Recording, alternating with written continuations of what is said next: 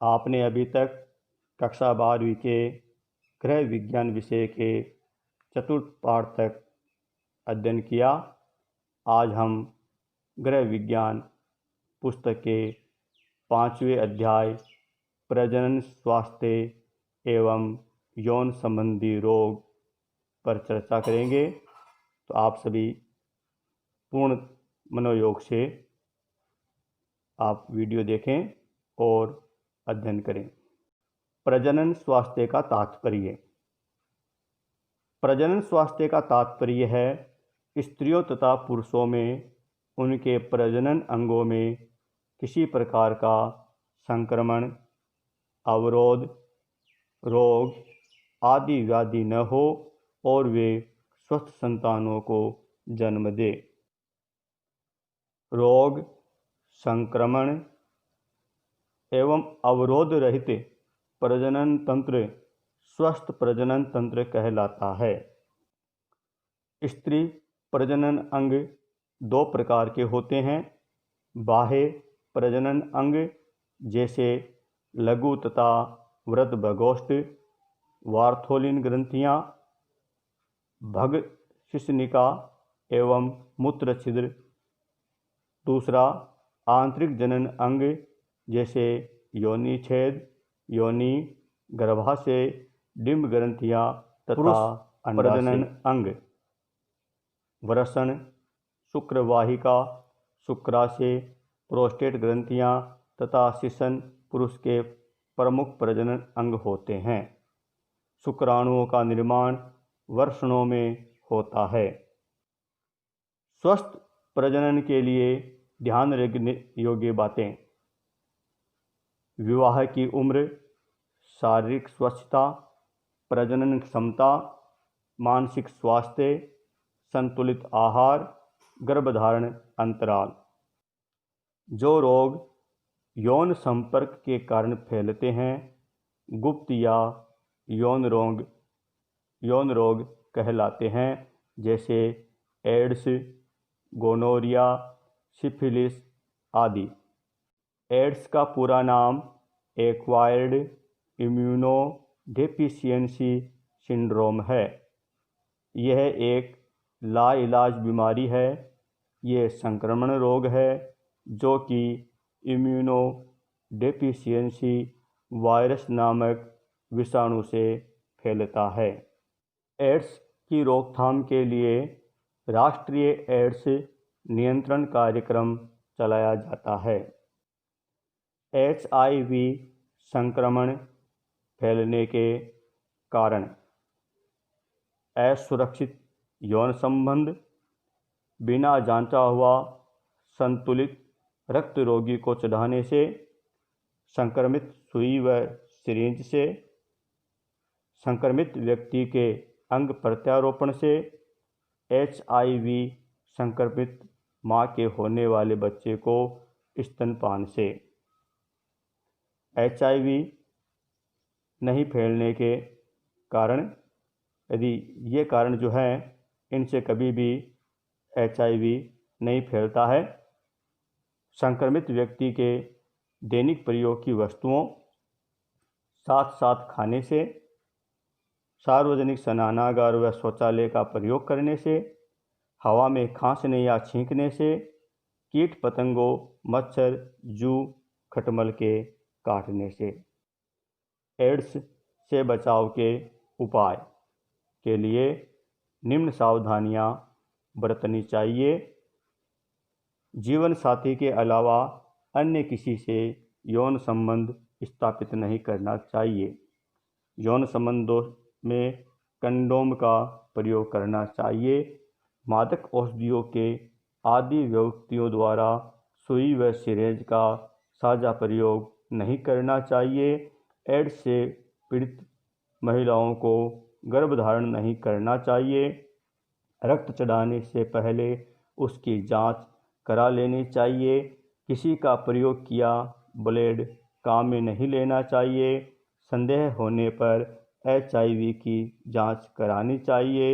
इस रोग की न कोई दवा है न कोई टीका है, केवल बचाव ही उपचार है।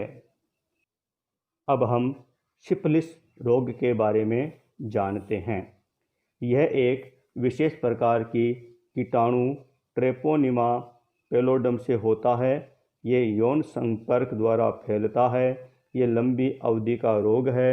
इसका विकास काल 14 से 18 दिन का होता है। ये रोग दो प्रकार का होता है, उपार्जित तथा जन्मजात। एंटीबायोटिक्स दवाओं से इस रोग का उपचार किया जाता है। रोग से बचाव के लिए समय पर जांच कराना तथा रोगी व्यक्ति से यौन संपर्क से बचना है। अब हम गोनोरिया रोग के बारे में जानेंगे। यह रोग ग्राम निगेटिव जीवाणु नाइजीरिया गोनेरिचे द्वारा फैलता है। इस रोग में मूत्र मार्ग में संक्रमण तथा मूत्र त्याग में जलन होती है। स्त्रियों के मूत्र मार्ग में एक पीला स्राव निकलता है। बिना उपचार के ये रोग कुछ समय बाद ठीक हो जाता है। इस रोग का उपचार सिफिलिस रोग की तरह ही होता है। प्रजनन किसी जीवधारी द्वारा अपने जैसी संतान उत्पन्न करना प्रजनन कहलाता है। प्रजनन तंत्र प्रजनन की प्रक्रिया में भाग लेने वाले सभी अंग मिलकर प्रजनन तंत्र बनाते हैं।